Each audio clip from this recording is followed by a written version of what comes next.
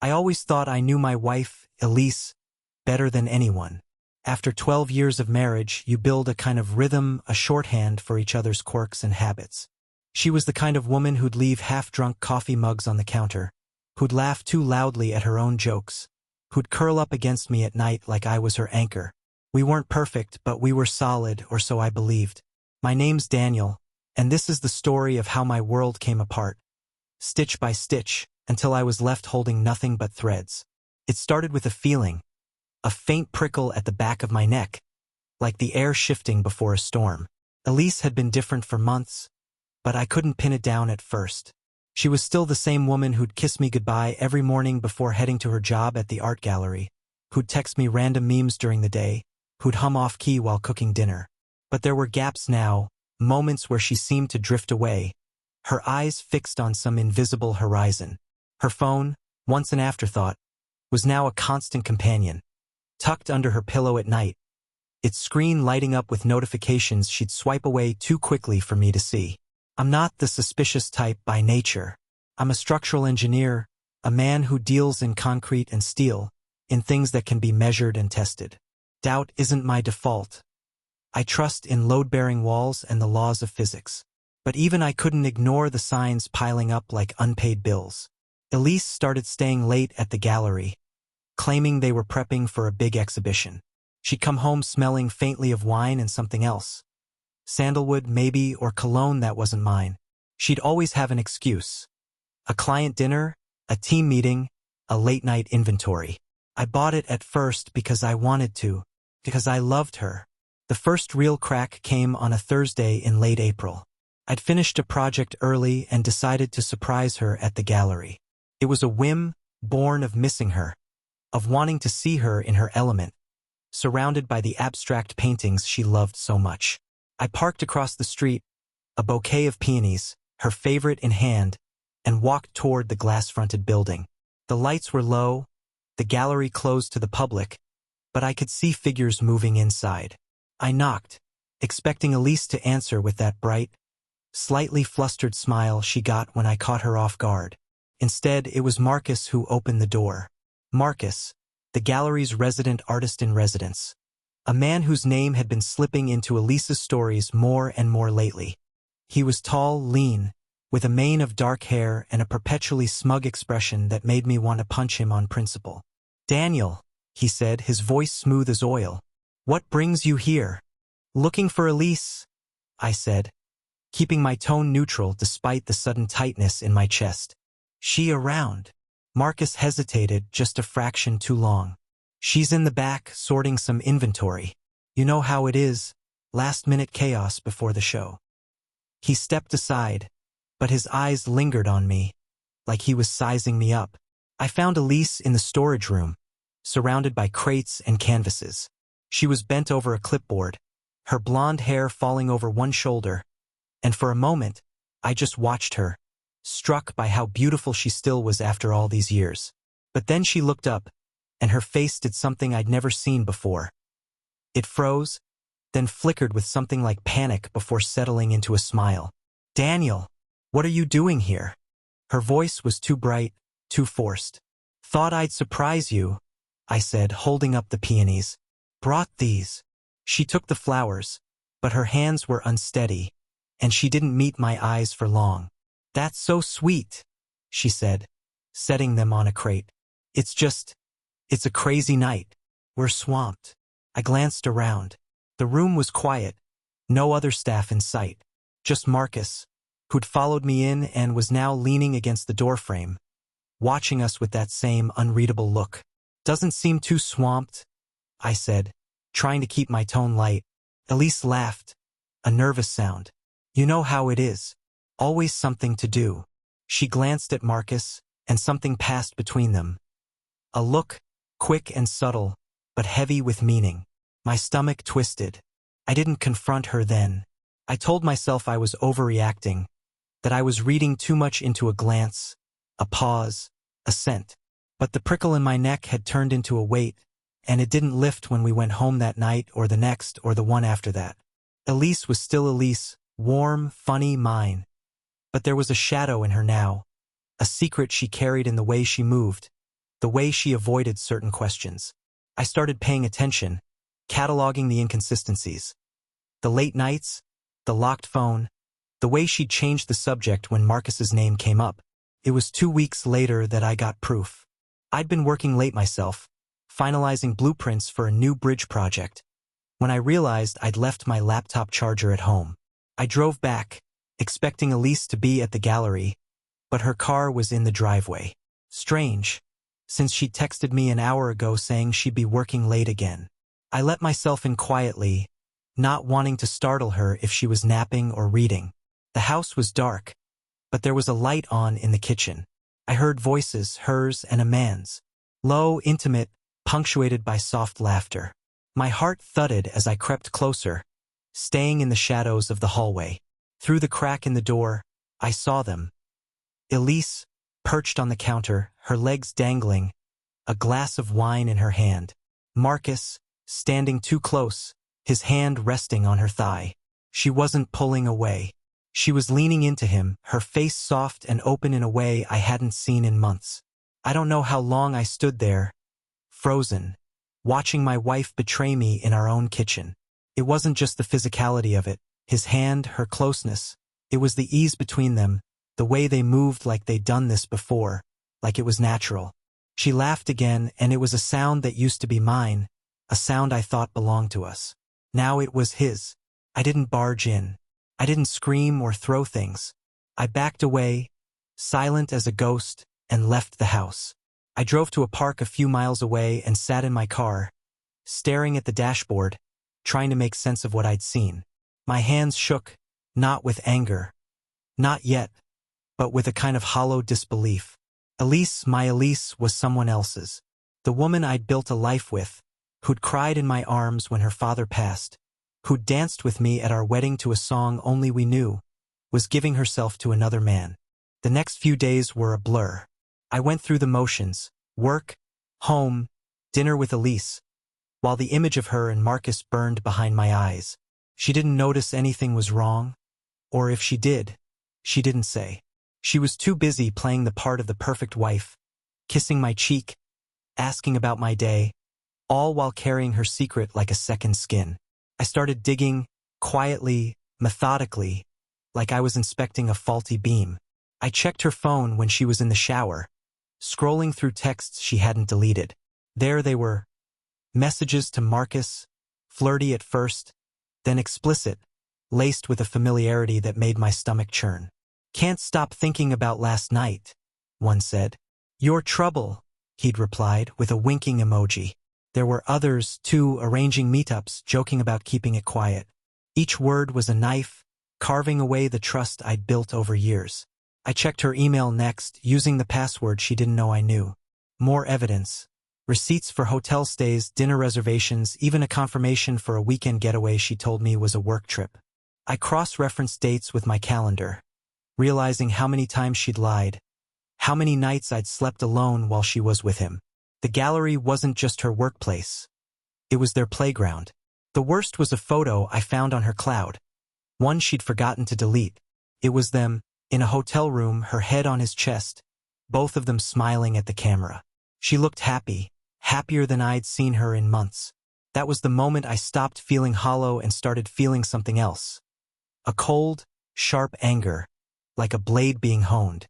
I didn't want to just confront her. I didn't want to yell or cry or beg. I wanted her to feel what I felt, to lose what I'd lost. I wanted revenge, not just on her, but on Marcus, on the life they'd built behind my back. I spent the next week planning, my engineer's mind turning over every detail like a blueprint. I wasn't going to be rash. I wasn't going to let emotion ruin this. Elise had betrayed me in the most intimate way, and I was going to make sure she paid for it. Not with violence, not with shouting matches, but with something precise, calculated, and devastating. I started by gathering more evidence, not because I needed it for myself, but because I wanted her to know I knew everything. I hacked into the gallery's security footage, using skills I'd picked up from a tech-savvy colleague.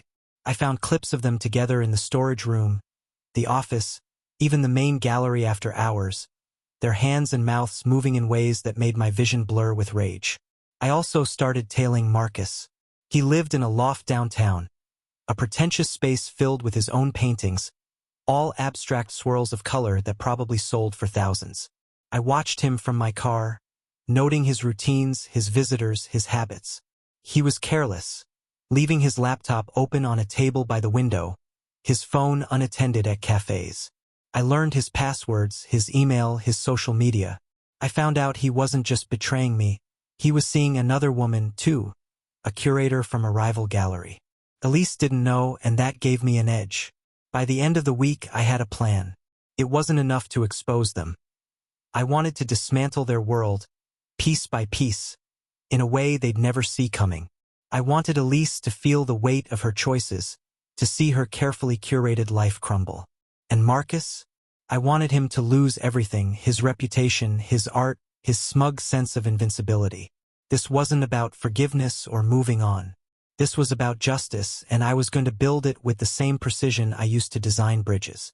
As I sat in my office, surrounded by blueprints and calculations, I felt a strange calm settle over me. The prickle in my neck was gone, replaced by purpose.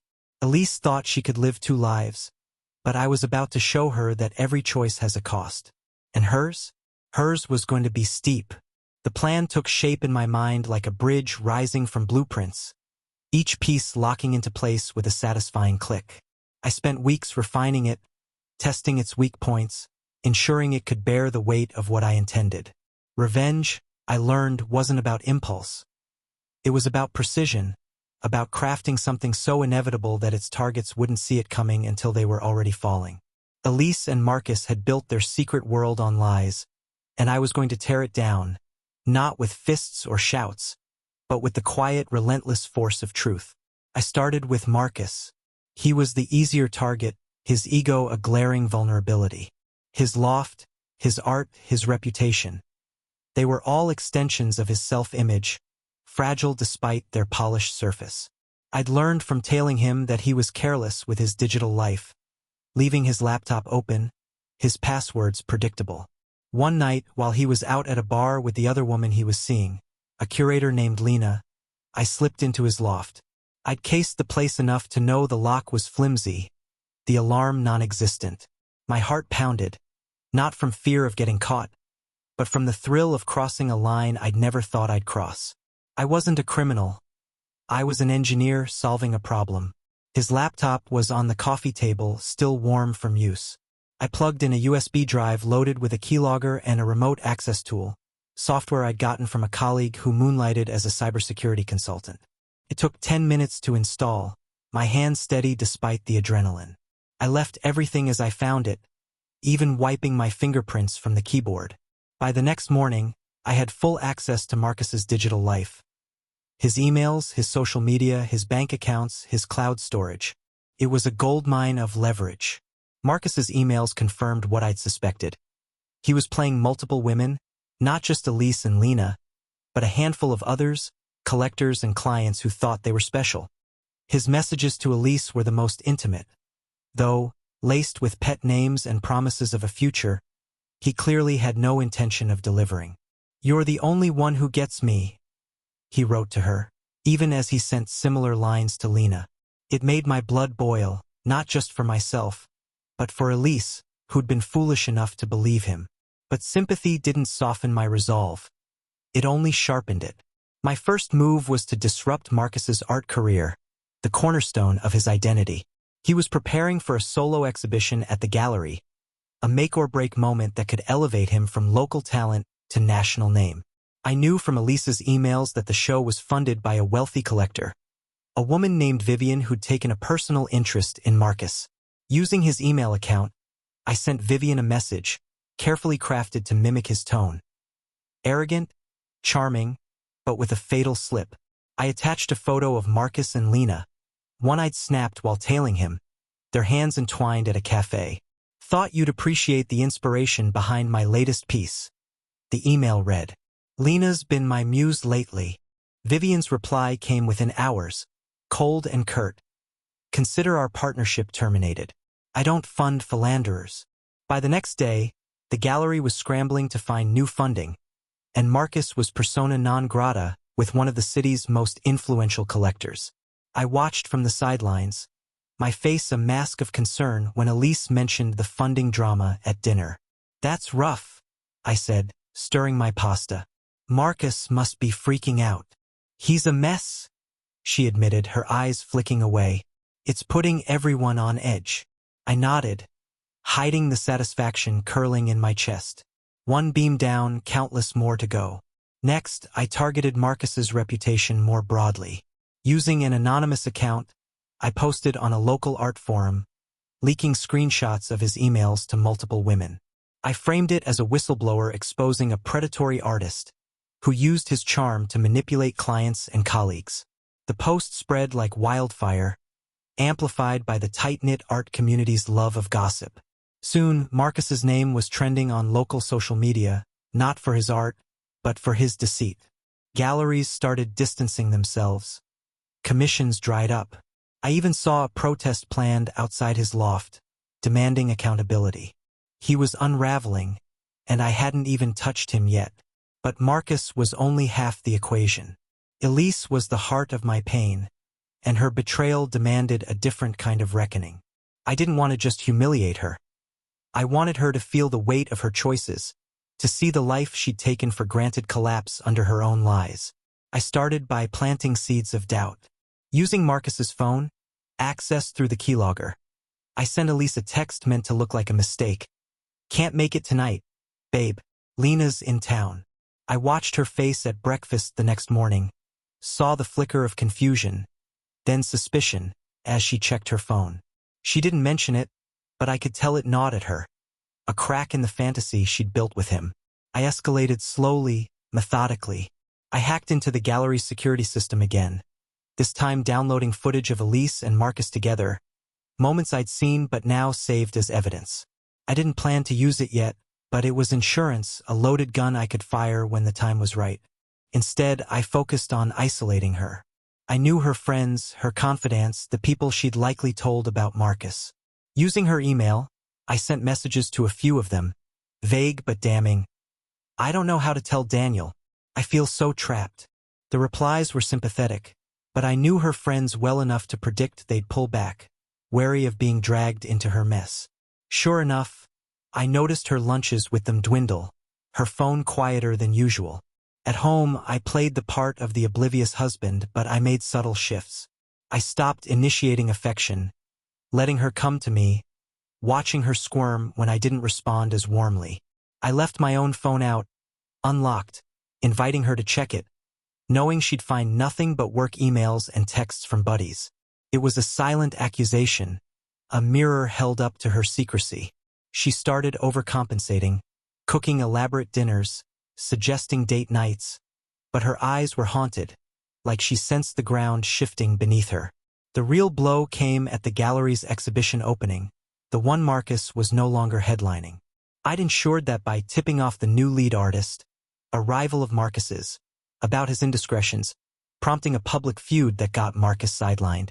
The night of the opening, I dressed in my best suit, playing the supportive husband as Elise mingled with clients. She was radiant, her smile practiced, but I could see the strain in her posture, the way her eyes darted to her phone.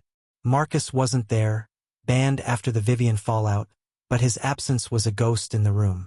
Midway through the evening, I excused myself to the restroom, but instead slipped into the gallery's office. I'd left a USB drive in my pocket, loaded with a slideshow I'd prepared. Screenshots of Marcus's emails, texts between him and Elise, security footage stills of their stolen moments. I connected it to the gallery's projector system, set to display during the closing remarks. Then I returned to the party, sipping wine, chatting with strangers, my pulse steady. When the lights dimmed for the final speech, the projector flickered on. Instead of the planned montage of artwork, the screen filled with Marcus's words, "You're my muse, Elise," followed by a grainy image of them kissing in the storage room. Gasps rippled through the crowd. Elise froze, her glass slipping from her hand, shattering on the floor. I watched her face crumple, her eyes darting to me, wide with panic. I met her gaze, my expression blank, giving her nothing. The slideshow continued. Texts, emails, proof of their affair laid bare. until someone finally yanked the plug. Chaos erupted. Guests whispered. Staff scrambled. Elise pushed through the crowd toward me, her voice breaking. "Daniel, please, I can explain." I cut her off, my tone low, calm. "Not here. Go home." She hesitated, tears streaking her mascara, then fled. I stayed, accepting condolences from strangers, their pity a bitter balm. I played the wounded husband perfectly, but inside, I was a furnace, my anger tempered by the first taste of justice. That night, I didn't go home. I checked into the motel again, ignoring Elisa's calls and texts. My phone buzzed with notifications from friends, from her family, all shocked by the gallery's spectacle. I scrolled through social media, where the story was already spreading, Elisa's name now tied to Marcus's scandal. The art world was ruthless. Her job was likely gone by morning, her reputation in tatters. Marcus, meanwhile, was a pariah, his loft tagged with graffiti, his accounts hacked to display his own secrets. I leaned back in the motel chair, staring at the window, the city's lights smudging the glass. Phase 2 was complete, but the final act was still to come. Elisa's betrayal had been a slow bleed, but mine's would be a collapse, total and precise. She'd thought she could have Marcus and me, a double life without consequence. Now she was her turn to lose, and I was already designing her final reckoning. A revenge so cruel, so complete, that she'd carry its weight for years. Marcus was broken, but Elise would be next, and I'd feel every moment of her fall. The days after the gallery exhibition were a storm of silence and chaos, a paradox only betrayal could create. Elisa's calls and texts flooded my phone, each one more desperate than the last, pleading for a chance to explain, to apologize, to salvage what was left of us. I didn't answer, not because I was too angry, but because I needed her to stew in the wreckage she'd made, to feel the weight of her exposure. My plan wasn't finished, and I wasn't about to let her tears derail the final span of the bridge I'd built. This was about justice, not reconciliation, and I was going to see it through with the precision of a man who'd spent his life ensuring structures didn't fall until he wanted them to. I stayed at the motel for a week, working remotely, my laptop screen a grid of spreadsheets and blueprints by day, a window into Elisa's unraveling life by night. The gallery had fired her as I'd predicted. The art world was a small, gossipy circle, and the slideshow had spread like wildfire, screenshots circulating on social media, whispered about in cafes and studios. Elisa's name was now synonymous with scandal, her professional reputation reduced to a cautionary tale. I monitored her accounts, still accessible through the backdoors I'd installed, and saw her frantic emails to colleagues, begging for support, only to be met with polite rejections or silence. Her friends, the ones I'd subtly alienated with those planted emails, had pulled back, leaving her isolated. The life she'd curated so carefully, her career, her social circle, her secret with Marcus, was collapsing, and I felt a grim satisfaction watching it crumble. Marcus, meanwhile, was a ghost. His loft had been vandalized, his social media accounts suspended after I'd leaked more of his indiscretions, this time to a wider audience. I'd used his own email to send compromising messages to his remaining clients, ensuring his career was beyond salvage. The last I heard, he'd left town, chased out by the fallout. But Marcus was a secondary target, a means to an end. Elise was the heart of my pain, and her punishment needed to be personal, lasting, a wound she'd carry as deeply as I carried hers. I spent that week refining the final phase of my plan, a masterpiece of cruelty that would leave no room for her to rebuild. I didn't want her to just lose her job or her lover. I wanted her to lose herself, to question every choice she'd made, to live with the consequences in a way that mirrored my own sleepless nights. My engineer's mind thrived on structure, on cause and effect, and I designed this final act with the same care I'd put into any project. Every detail had to be perfect, every outcome accounted for. The first step was financial. Elise and I had joint accounts, but I'd always handled the bills, the investments, the practical side of our life. She'd trusted me with that, just as I'd trusted her with my heart. Using my access to our accounts, I began siphoning funds, not enough to be obvious, but enough to create a slow bleed. I moved money into a separate account I'd opened under my name, framing it as routine transfers for home repairs or tax planning in case she checked. I also canceled her credit cards, citing suspicious activity to the bank, ensuring she'd find herself stranded the next time she tried to buy a coffee or book a ride. I wanted her to feel the ground shift beneath her, to realize how much of her stability had rested on me. Next, I targeted her personal life, the parts she'd clung to despite the scandal. Her parents, devout and traditional, had always been a source of comfort for her, but they were also judgmental, quick to shame. I sent them an anonymous package, a USB drive containing select clips from the gallery's security footage. Nothing too explicit, just enough to show Elisa's intimacy with Marcus. I included a letter, typed and unsigned, expressing concern for their daughter's moral choices.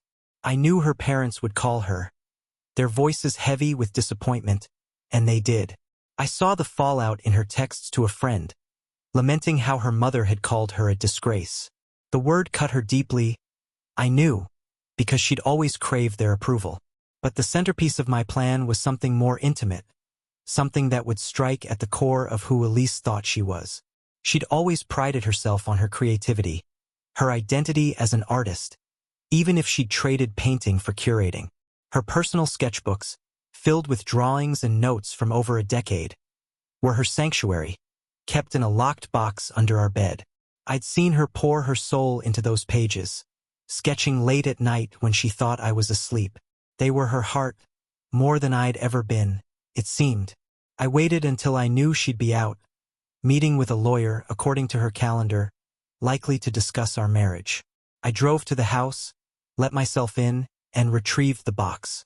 The lock was simple, a child's toy to someone who understood mechanics. Inside were 5 sketchbooks, each one a chronicle of her thoughts, her dreams, her fears. I didn't read them. I didn't need to. Instead, I took them to a storage unit I'd rented across town, one she'd never find. Then I replaced them with forgeries, carefully crafted replicas I'd commissioned from a local artist, someone discreet and talented enough to mimic Elisa's style.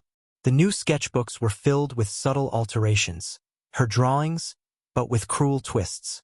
A self-portrait now had a shadowed face. A sketch of our wedding day showed a bride alone. The changes were small, insidious, designed to make her question her own memory, her own art. I left a note in the box, written in a hand that wasn't mine. You thought you could hide. I wanted her to find it, to wonder who'd been in our home, who'd tampered with her sanctuary. When she did, she texted me in a panic, asking if I'd touched her sketchbooks. I replied coolly, "Haven't been home. Maybe you misplaced them." Her response was a string of emojis, frantic and pleading, but I didn't answer. Let her spiral, I thought. Let her feel the violation of having something sacred taken. The final touch was the house itself, our shared space, the stage of our marriage. I'd already started the process of selling it, quietly contacting a realtor and listing it under a shell company to keep my name off the paperwork. I didn't tell Elise, but I made sure she'd find out, through a mistaken email from the realtor, addressed to both of us, detailing an offer. When she called me, her voice shaking, I played dumb. "Must be a scam," I said. "I'll look into it." But I didn't, and the sale moved forward, the house slipping out from under her like everything else. By the end of the week, I was ready to face her. I drove to the house on a rainy Saturday, the sky heavy with clouds, mirroring the weight in my chest. Elise was there, sitting on the couch, her eyes red from crying. The sketchbooks were spread out on the coffee table, the forged pages staring up at her like accusations. "Daniel," she said, standing as I walked in. "We need to talk." I nodded, setting my keys down, my face a mask of calm.